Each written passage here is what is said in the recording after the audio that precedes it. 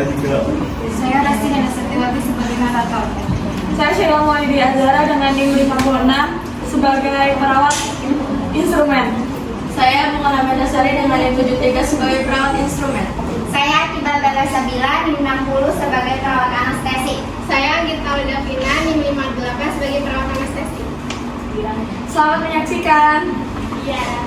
Di sebuah rumah sakit terdapat perawat anestesi dan perawat instrumen yang akan melakukan tindakan operasi pada pasien AIDS. Para perawat berjalan terburu-buru menuju ruang operasi. Di sisi lain, ada petugas kebersihan mengepel lantai di depan ruang operasi.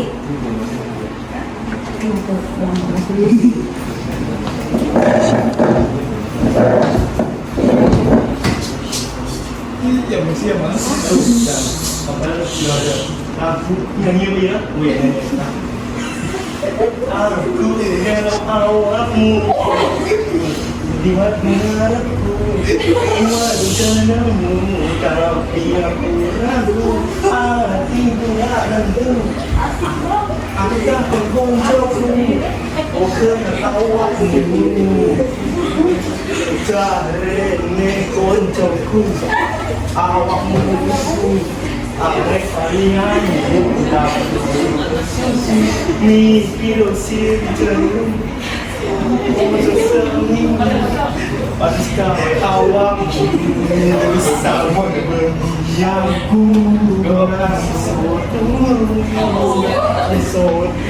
mikir awak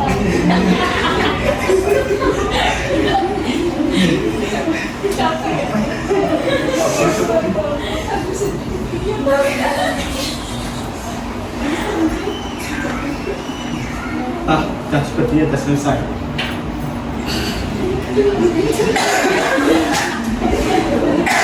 Ayo kita mau ada operasi. Kamu nggak mau panggil ini kamu sakit. Iya. Ini baju. Ini gimana sih bisa lantai yang licin tapi nggak ada tanda peringatannya? Iya, siapa sih yang ngepel? Kayaknya Pak Vicky deh. Bentar aku panggil Pak Vicky dulu. Kemudian petugas kebersihan Pak Vicky itu pun dipanggil. Sorry. Ya, ada saja cuma. Bapak ini gimana sih Pak? Kalau tapi nggak dipasang rambu-rambu peringatan lantai licinnya? Tahu Pak, kan udah ada SOP-nya kalau habis ngepel lantai itu harus dipasang tanda peringatan bahwa lantai licin. Kan kasihan Pak, teman saya harus lagi buru-buru kalau operasi malah harus dipreset dulu. Ya coba Bapak bayangin kalau misalnya itu yang jatuhnya selama pasien atau bahkan pasiennya sendiri. Bisa ditutup Pak rumah sakit ini? Ya, Mbak, maaf ya, Mbak. Karena tadi menurut saya betul-betul sengaja. Iya Mas, saya maafkan, lain kali jangan diulangi ya. Kalau habis ngepel itu langsung dikasih tanda peringatan sesuai yang ada di rumah sakit ini. Ya, Mbak, lain kali saya akan lebih berhati-hati dan saya akan memasang tanda peringatan lagi. Kemudian Pak Vicky itu pun Kamu satu lagi, kamu cuma jalan berjuang tindakan kan? aku nggak apa-apa, yuk kita buru-buru. Mereka pun lanjut masuk ke dalam ruang operasi untuk tindakan operasi. Di dalam ruang operasi dan pada saat persiapan operasi berjalan, Akiba merasakan suhu pada ruang operasi semakin meningkat yang membuat ruangan terasa lebih panas. Ih, kok panas banget ya?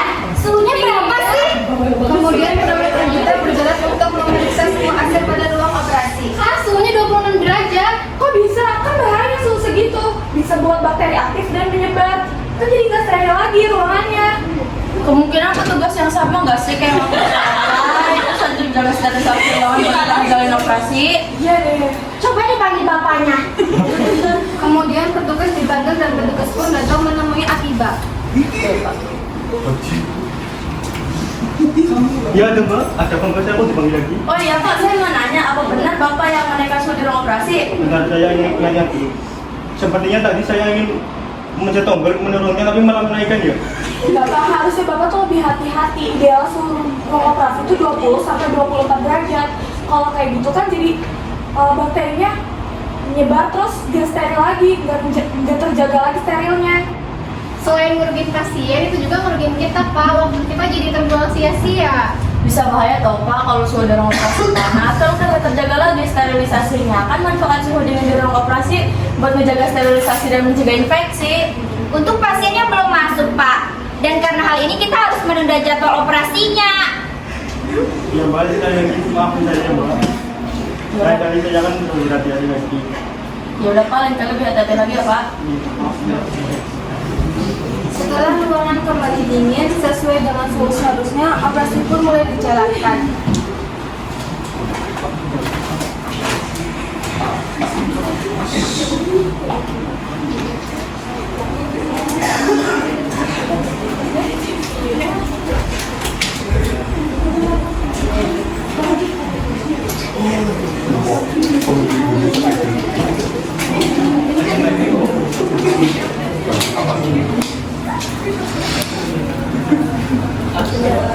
Say hi.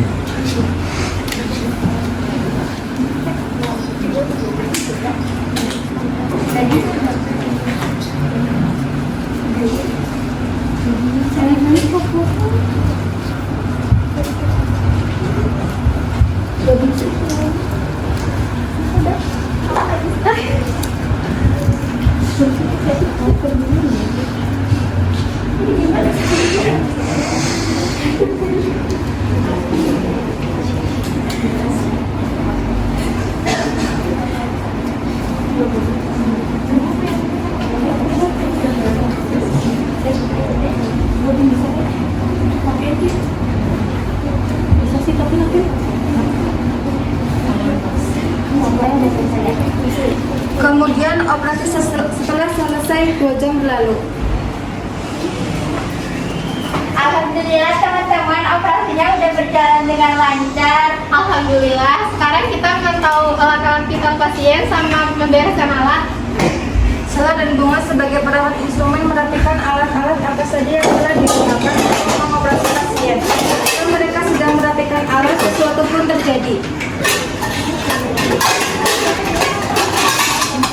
Aduh, kenapa kamu buang? Ini tangan aku ketusuk sih. Kok bisa? Tadi aku nutup jarumnya pakai 2 tangan. Aduh, Bunga. Anggita dan Agibah pun mendatangi Sela dan Bunga untuk mengetahui apa yang terjadi. Kalian kenapa sih? Kita kan lagi mantau pasien. Ini Bunga, dia ketusuk jarum. Hah? Kok bisa? Iya, dia selalu nutup jarum pakai 2 jari, 2 tangan. Aduh, Bunga, kan kita udah diajarkan kalau menutup jarum itu harus pakai 1 tangan aja. Pihak ketiga kan juga sudah mengingatkan kalau nutup jarum itu harus pakai 1 tangan. Kalau pakai 2 tangan, resiko ketusuk jarumnya lebih besar. Iya aku tahu, cuma tadi aku lagi gak fokus gara-gara ada masalah di rumah. Aduh, Bunga, kamu tuh harusnya bisa bedain masalah ini jangan dibawa ke masalah pekerjaan, ke masalah rumah tuh. Terus gimana dong? Ya udah, jangan panik. Sekarang langkah pertama kamu Bunga cuci tangan area luka ini di bawah air mengalir dengan sabun sekarang juga.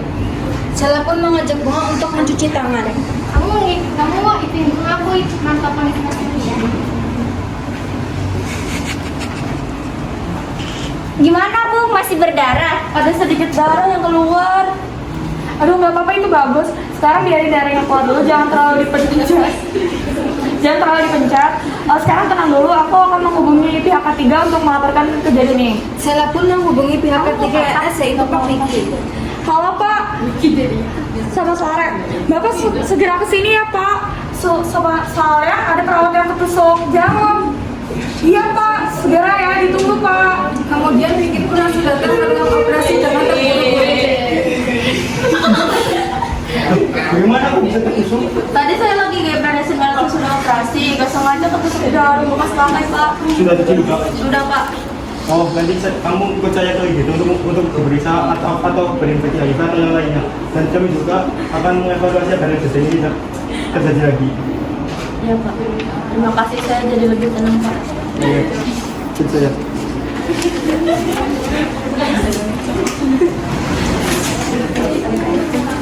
Kemudian Bunga bertugas ke IGD bersama petugas K3 dan melakukan pemeriksaan penunjang.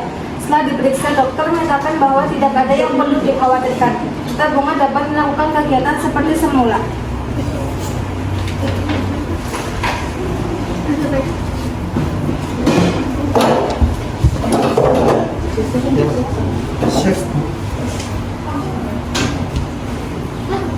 Kesimpulan yang diambil: 1. Memasang rambut peringatan anti licin. lain.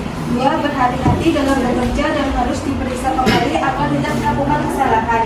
Yang ketiga, harus memisahkan masalah pribadi dengan pekerjaan. Baik, sekian dari kelompok kami, kurang lebihnya mohon maaf. Wassalamualaikum